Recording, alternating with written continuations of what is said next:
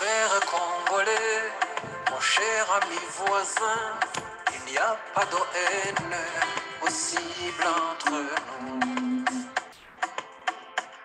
Pensons profondément à ce qui nous unit avant d'être emportés par ce qui nous divise. Au-delà de nos différences, nous sommes des frères de sang.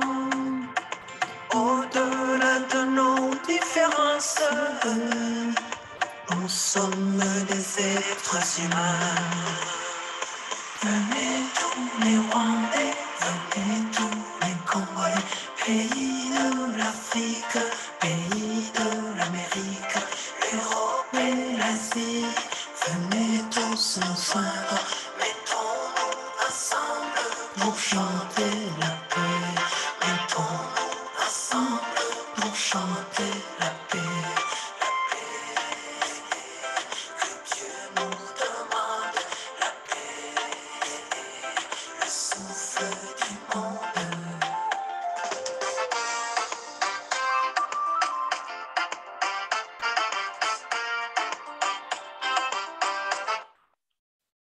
Bien chères auditrices et auditeurs de la radio-télévision Ubumwe, recevez mes salutations chaleureuses. Vous êtes en compagnie de Mukashema Claudine. Dernièrement, la situation dans la République démocratique du Congo change du jour en jour. Nos voisins prennent de plus en plus la conscience que le FPR Inkotanyi est une pandémie nuisible dans la région. C'est dans ce cadre que nous vous proposons dans cette émission l'essentiel de la lettre ouverte adressée à son Excellence, Messieurs Michel Sama Lukonde Kyenge, Premier ministre et chef du gouvernement congolais. Il s'agit d'une missive rédigée par l'honorable Jean-Paul Sagihobe Wigira, député national élu de Rutshuru. Ce dernier tente de décrire la situation de Rutshuru, puis pose la question fondamentale qui dit « Que fait Kinshasa pour nous faire sortir de cette tragédie? Que fait Kinshasa pour nous faire sortir de cette tragédie ?»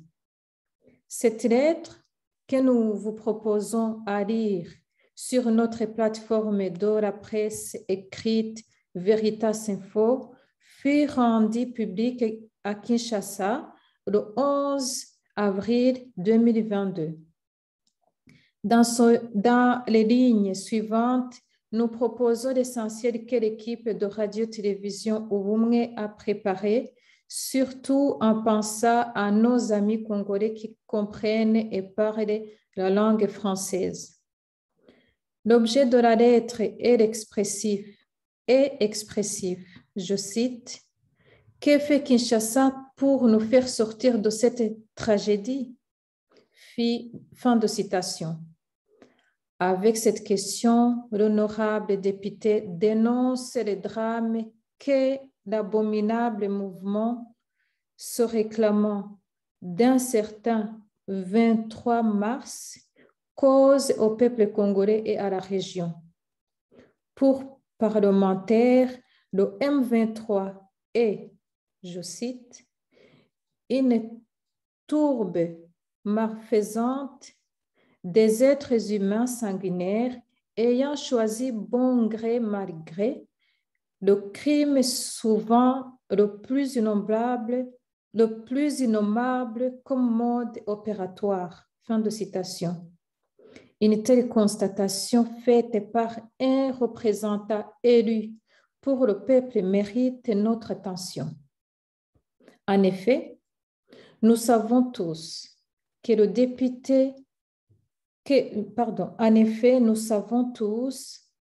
depuis la nuit du 27 mars 2022, une nouvelle guerre fut déclenchée.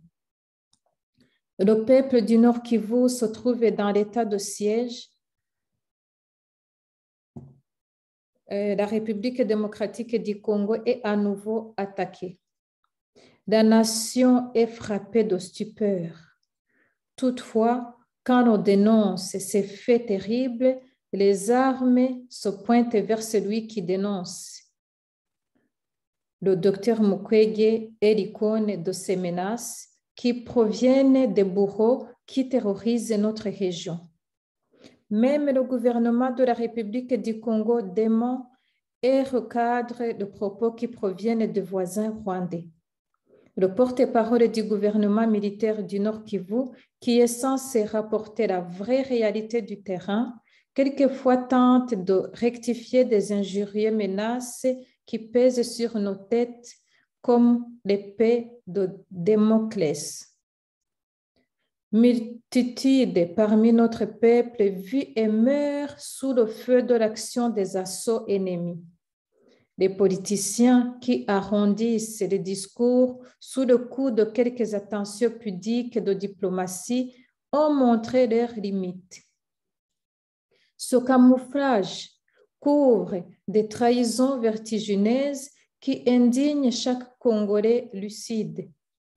Une souillure sur le visage de ce pays n'en finit pas avec le cycle du mal. Des morts, encore des morts, militaires comme civils, la débandade de déplacements désordonnés, des populations, des cris au secours, une catastrophe humanitaire, une éternité psychologique pleine d'angoisse. Le jour et la nuit, les habitants de Kivu et Bukavu sont hantés par le spectre des personnes innocentes tuées, forcées à prendre refuge dans différents camps de terre étrangères. Comme peuple, nous subissons la plus affreuse de l'humiliation. Que fait Kinshasa pour faire sortir des Congolais de cette tragédie? Pourquoi notre peuple soit forcé de quitter pour la énième fois leur milieu de vie habituel pour mener une vie sans vie? Pourquoi les habitants de Rutshuru, de Rubavu, de Buhoro, de Mungo, de Kabingo, de Busanga, de Tchengerero, de Kabindi, de Ruanguba, de Cheya passent la nuit et à la belle étoile? Avons-nous besoin vraiment d'aller loin et de fournir des efforts pour trouver les éléments du crime contre l'humanité? Il y a quelques semaines, les localités de Kinombe et de Nyesisi, dans le groupement de Gisigari, toujours dans la région de Rutshuru, ont été la cible des attaques du M23, provoquant des morts dans les rangs de forces armées. Est-ce que notre gouvernement sait qu'il existe des déplacés qui nécessitent de son assistance? Le député national élu de la circonscription de Rutshuru, Nord Kivu, avoue de dire haut ce que le nombreux pense bas.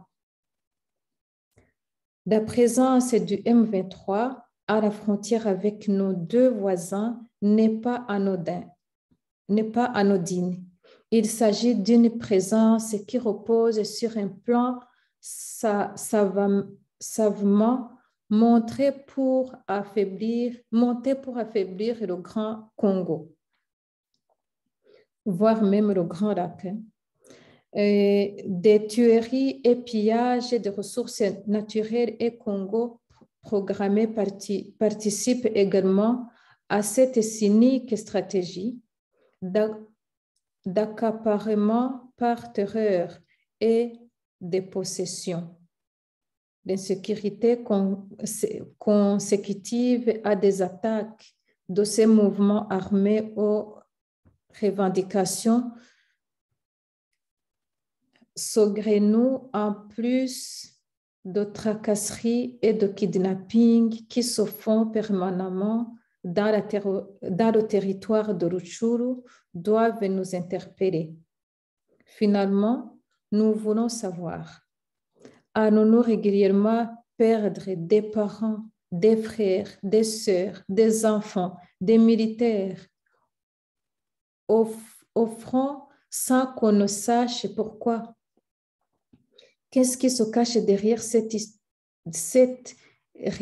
rhétorique des engagements non tenus par le gouvernement de Kinshasa? Le M23, c'est un arbre qui cache la forêt. Malgré la dissension survenue au sein de ce groupe armé, les attaques de nos forces de défense et de sécurité n'ont pas cessé.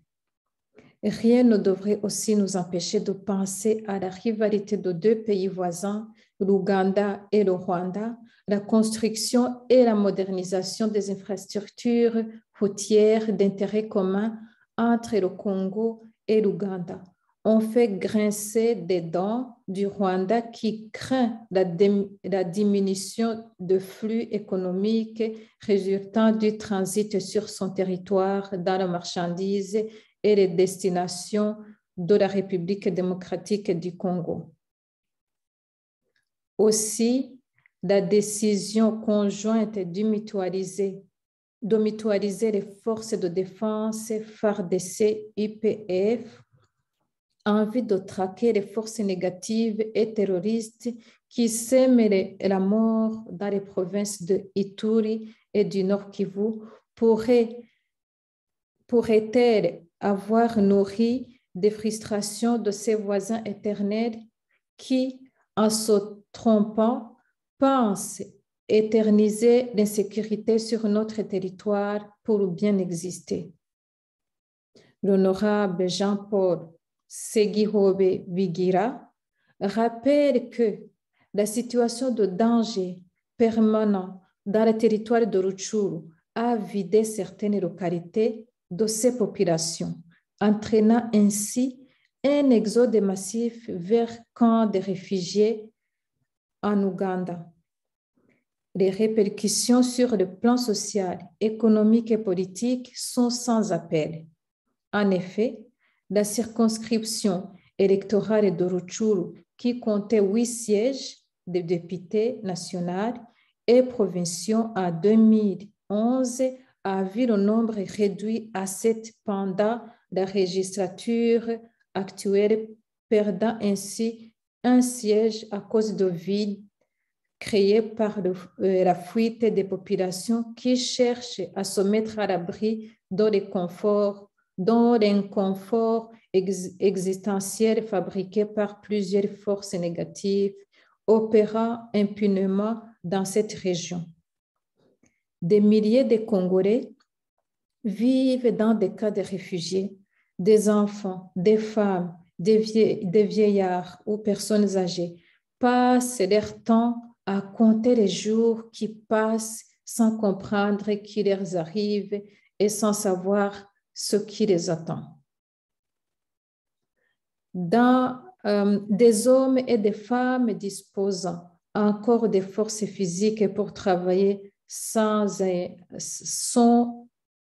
enfermés dans des camps de réfugiés, devenant mendiants et ayant, par ce fait, perdu leur dignité.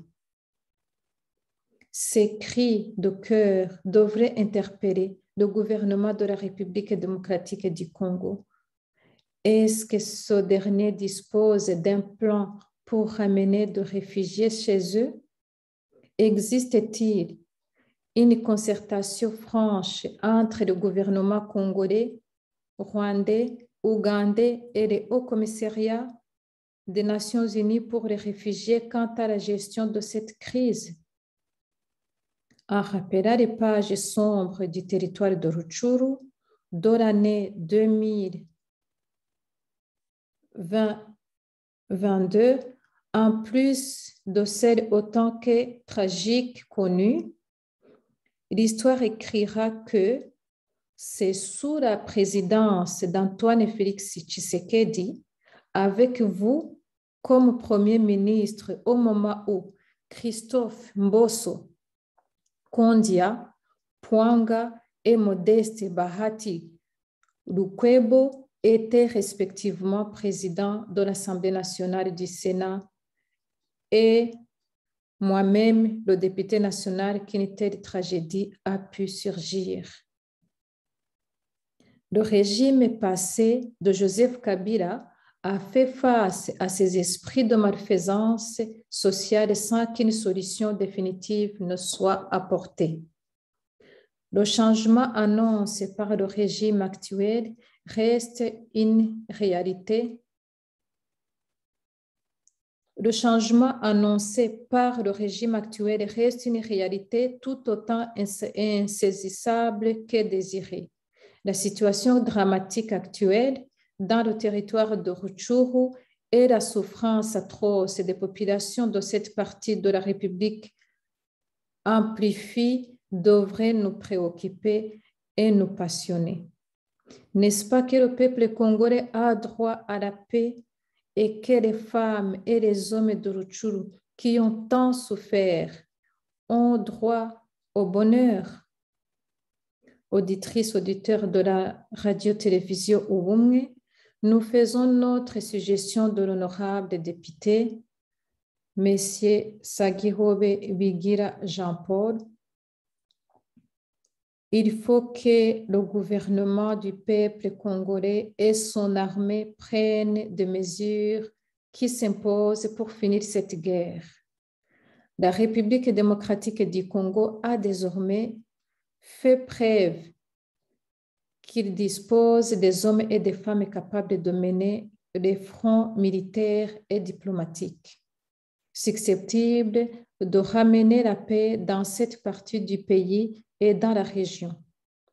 Il faut envisager le retour des réfugiés, soit congolais qui se trouvent au Rwanda ou en Ouganda, soit des réfugiés rwandais et ou ougandais.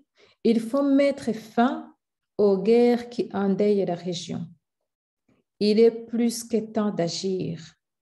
C'est le moment d'éviter le jugement du tribunal de l'histoire qui sera sans appel à l'égard de nos dirigeants et de nous-mêmes.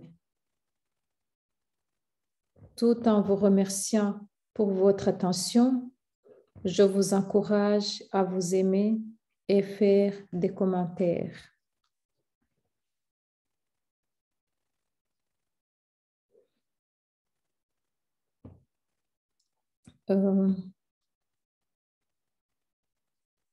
Continuez d'écouter notre cher Kizito.